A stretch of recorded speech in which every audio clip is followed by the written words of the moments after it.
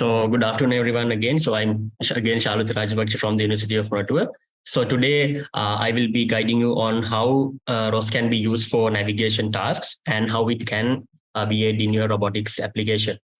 So let's understand what navigation is. So basically navigation is the ability of a robot to find and reach a goal location. So like in order to do that, first it should determine where it is on the current map. And then based on its current location, it should plan a path to its desired location, desired destination, considering like the obstacles and distance. So many factors are there. And finally, the robot should be able to travel on that planned path in order to complete the navigation task. So as you can see in this example video, the robot is following the path given by the path planners. So this is actually our Hexabot robot that I showed you earlier performing autonomous navigation. So that's basically about the navigation. And before moving forward, let's understand some of the key terms using navigation. So the first one is mapping. So as we know, mapping is simply the creation of a map of the environment. And secondly, localization means determining the robot's position with respect to a map. And finally, path planning is about planning a route to reach a goal location using its current location and obstacle-free regions.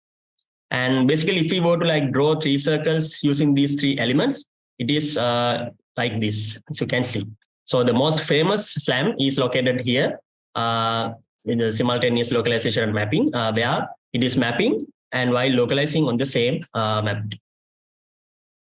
Right. So even though mapping is actually not directly involved in navigation, let's briefly go through it to make you understanding more. So basically, a map is a multidimensional representation of a surrounding environment. Mainly, we have maps of 2D and 3D.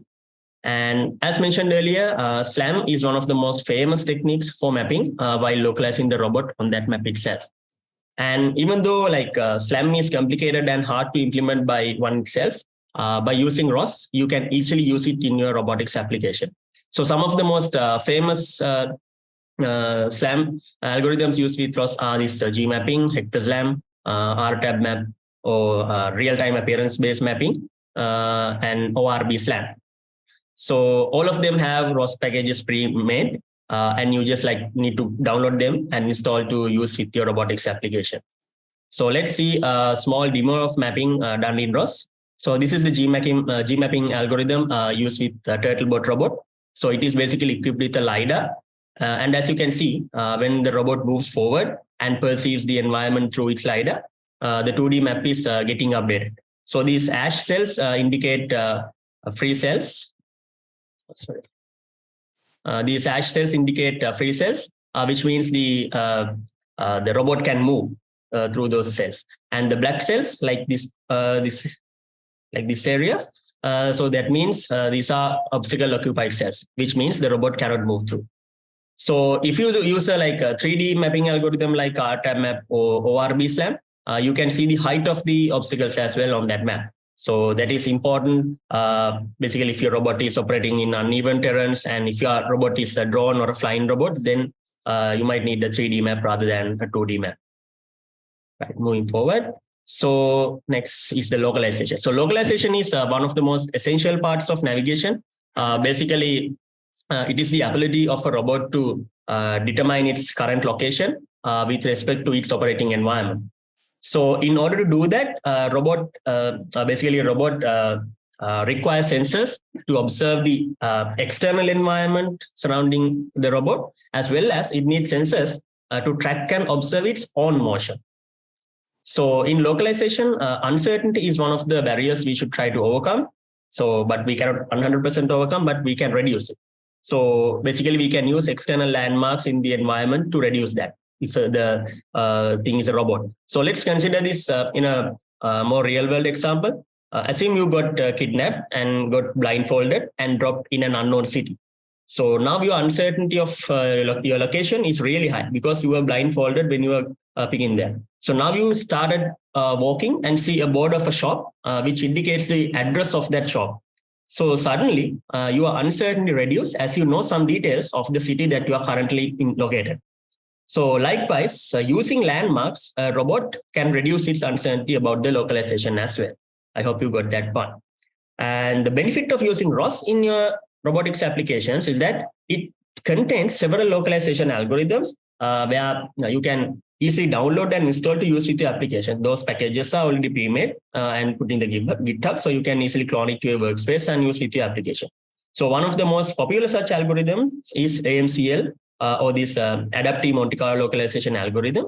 So in the next slide, let's see what it means in action. Yeah, so I'm playing this one. So this is the simulation and this is the ROS visualization tool we are getting. So here the map is created and now the robot is moving on that created map.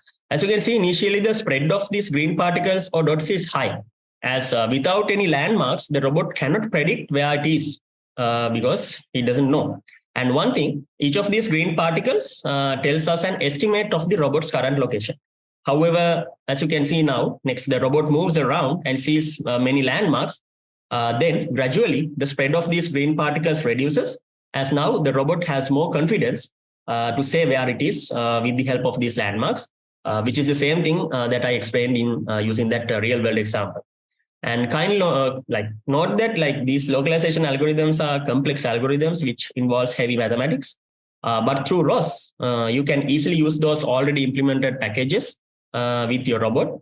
As I mentioned earlier, you just need to select what the requirement of your application, and then most of these algorithms are already implemented in ROS by someone because it's an open source community. So then you can clone it to your workspace and use it with your application to achieve your work. Right. So in the next topic is odometry. So let's briefly look at these famous techniques which help reduce the uncertainty of a robot in localization. So basically, odometry is the task of calculating where the robot has traveled with respect to the robot's previous position using its sensors. So there are actually several types of odometry, such as wheel odometry, visual odometry, or commonly known as this VO, and this laser odometry. Likewise, there are so many techniques. So let's briefly understand what wheel odometry means. So let's assume your robot is equipped with wheel encoders. So basically, any encoder will provide you with data that we can use to obtain information such as position, speed, and direction of this rotating wheel. So if you just search in the internet, you can easily find a mathematical calculation where you can get to calculate how far your robot has traveled using the information coming from these wheel encoders. So anyways, I'm not going to detail of that part now. So the problem is how wheel odometry helps us in localization tasks. Basically, the sensors such as LiDARs and cameras will identify the surrounding of the robot. But how the robot track how much it has moved or travel with respect to the previous location it was. So that is where odometry will come in. If we know the initial location, then using the odometry techniques, we can easily calculate how the robot has moved. However, in wheel odometry, we should be careful about aspects such as uneven terrains and slippery floors, as otherwise it will give us wrong estimates of the position, because the wheel might be rotating, but still the robot at the same location because of the slipperiness. So in ROS framework, they already have a plugin called differential drive. So if you can search in the internet, you can see it, differential drive plugin, where you don't need to worry about the mathematics behind odometry calculations. You can just use it with your robot. You just have to configure it according to your robot. Maybe you just have to set the settings of how much the distance of your robot, the wheels are how much be distance from each other. So likewise, you can adjust those configurations and use it your robot. So that is basically about odometry, as I mentioned earlier. Right. So let's see a small demo about this odometry in ROS. Right. Here, all the other sensors are disabled and only the wheel odometry sensors are enabled. So in the left-hand side figure, we are sending velocity commands, as you can see, to direct the robot in a circular path. And you can see how it moves. You can see it is moving in a circular path. And in the right-hand side figure, I'll play again. As you can see, only using the odometry information, the algorithm has estimated its position. So these red arrows are drawn from the information coming from the odometry sensors. As this is simulation environment, we can see like perfect estimates. You can see it is perfectly estimated the path only using the odometry information. But in the real world, it will definitely have errors due to the previously mentioned reasons, like these slipperiness and these. If you are the robot is operating in uneven aspect, so then it will not give these kind of perfect results. So that will definitely misrepresent these odometry information. So that is about the basic introduction about this wheel odometry thing. So now let's look at transformation. I think in the previous one of the previous session, you already got about an idea about what transformations means, but I will guide you again as well. So transformations are kind of more essential for navigation because it is the only aspect which explains how your data and how your component is related with every other component in your robot. Because we will get measurements maybe from a LiDAR, but we move the robot by actuating the motors, right? So if we just move the robot considering only the distance measurements coming from a LiDAR, then the robot might crash because it is moved using its motors, which are located at a different place on the robot's body. So most of the time we move the robot considering the center. So this is the same as, for example, let's see, we see a coffee mug on our table. So first our brain eyes will see and our brain will identify where it is with respect to our hand. And then only it can proceed and grab that coffee. So consider this small example now I'm putting here. We are getting a measurement from the laser scanner saying the obstacle is 0.3 meters ahead on the X direction. But we know the laser scanner is located 0.1 direction ahead on X direction and 0.2 meters ahead on the Z direction. So because we are the ones who created the robot, we know these measurements, right? So with this information, both these information, we can easily obtain how far the obstacle with respect to the center of the robot. Because in most of our localization algorithm, we use the center of the robot, as I mentioned earlier. So that is how transformations are important. I think with the previous explanation and this explanation, you will clarify your doubts. So again, I'm coming into this TF thing, right? So in ROS, you can find a package called TF2, where you can define your robot with respect to a frame. And once you do that, you can get any sensor information with respect to any frame you like. So this is a TF3 generated from ROS TF2 package. So let's start from this end leaf here. So let's see, let's say like when the distance information is received from a laser, then it can link it to the base link. So while I'm explaining this, refer to this part as well, how those things are linked. So I have added some definitions as well for you understandability. So again, so now a distance measurement is received from the laser, and then we can link it to the base link. Assume base link is the center of the robot for now, okay? Then we can link it to the base footprint, which represent a 2D projection of the base link of the robot into the flow, into the 2D flow. And then odom frame, which is, as you can see here, this is the same, is the place where your robot is initialized. And the map frame, this one and this one, is the origin of your map. So with all those information, when robot moves on the map, using the information coming from the distance measurements, you can easily track down where your robot on the map. So like you can just go through backward compatibility so that you can identify where your robot is currently with respect to the map. So that is basically about the TF, and you can easily done this using TF2. Yeah. So let's move forward. So path planning. So now let's now come to the point. So now we had the map of the environment, and we saw how ROS can help to localize the robot on that map with the help of odometry and transformations. So in autonomous navigation, next question is, who planned the robot's path and say where to go in order to reach that desired goal location? So that is done by this path planning aspect. So path planning can be mainly divided into two, global path planning and local path planning. So global planners considers the whole map and gives you a high level plan. And also it doesn't considers any dynamic obstacles.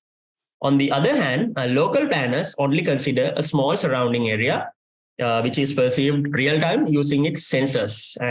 And it will plan paths, and also it will consider dynamic obstacles as well, because like it is real time detecting obstacles through its sensors. And also another thing, it will plan paths considering these new obstacles which are present when the map was created, because the map creation instance may be, let's say we have created the map yesterday, and today is the day that we are our robot is going to move in that environment. So new obstacles might be appear. So because of these local planners, we can consider those things as well and plan collision-free paths. Right. So basically, since these global path planners considers the whole map to plan paths, it takes kind of a significant time to calculate new paths, right? And on the other hand, local planners only considers the surrounding environment, and they can quickly calculate paths because like it is kind of targeted to make short obstacle-free paths. So some of the most famous global planners found in ROS are those algorithms like Dijkstra's, A-star, and RRT. And some of the most famous local path planners that we are using in ROS is this dynamic window approach for DWA, or this TEB planner. So this is kind of just an introduction about global and local path planning. So to increase your understanding more, this is just a small demo of that. So as you can see, this black long path is the global path, and this yellow small short path is the local path, which is calculated by ROS algorithms. Right. So next important part in this navigation is the cost maps. So a cost map will tell you what are the obstacle-free cells and what are the obstacle-occupied cells. So normally ROS can update these cost maps based on your sensor information. So you just basically need to set up the sensor nodes correctly, and the rest will be smoothly handled by ROS to generate these kind of cost maps. So this figure shows you such a generated cost map in ROS in simulation environment. And as you can see, red areas are the high cost regions, which means they are closer to obstacles. And on the other hand, blue areas indicates low cost regions, which means they are kind of at a safer distance from obstacles. In ROS, you can define like which distance to consider as a red region, and from which distance it is like okay to travel, because it is kind of dependent on your robot size and its shape, right? So ROS is that kind of flexible. And finally, based on these cost maps, path planners can plan collision-free paths. So as you can see, this path is kind of planned only using the blue region and avoiding these red regions. Right. So now let's connect all those aspects we have discussed so far. So this is the diagram of ROS 2D navigation stack. So let's say you are provided with a map. Okay. So using this provided map, ROS navigation stack can update the global cost map, right? So when you are given with the map, so it can identify, okay, where are the obstacles? So this is the global cost map. And also using the sensory devices on the robot, it can update the local cost map of its surrounding, considering both the static and dynamic obstacles. As I mentioned earlier, a new obstacle might be appear, which doesn't there when the map was built. So, but using this new sensor, your sensory devices on the robot, it can update the local cost map based on the new measurements. And based on both these local and global and local cost maps, and with the help of these transformations, the global planner and local planner will calculate obstacle-free paths and issue velocity commands to this robot. So then what? So once the velocity commands are issued, then the robot should move, right? So then a basic controller will convert those velocity commands into motor commands to control the robot, because velocity commands will be issued by this box 2D navigation stack, but depending on your robot, the motor commands will be varying, right? So you just need to convert it into a motor commands in order to move that robot. So is that all? So no, right. Now, when the robot moves, we should update its position, right? So to do that, we can get help from Odometry sources, as I mentioned earlier, and also with the help of these transformations, right? And also, in order to do that, we need a localization algorithm like AMCL as well to use them to correctly estimate the current location based on the movement that right now happened. So that is basically about the flow of the ROS navigation stack. And as I mentioned earlier, like these are already provided ROS in the ROS framework. You can already use those nodes, but these sensors and odometries and sensor transforms, and depending on your robot, the how to move it. Basically, like for a wheel robot, the command, the velocity calculation to motor calculation might be another one algorithm. But if your robot is a hexabot robot or a legged robot, then velocity commands to motor commands will be a different algorithm. So likewise, in ROS, you can change these nodes according to your requirement and use it, get the help of these existing nodes to make the navigation stack perfectly working. So that is the importance of ROS using with your navigation application. So here we have added some of the steps you can follow to try what we have shown here in your own computer. So we highly recommend you to follow it and get the experience on your own, because you might get into problems. So that is one of the techniques that we how to learn ROS. We have to face problems and then correct them in order to learn the basic concepts and in a fundamental manner. And that's all. And thank you for listening to my presentation.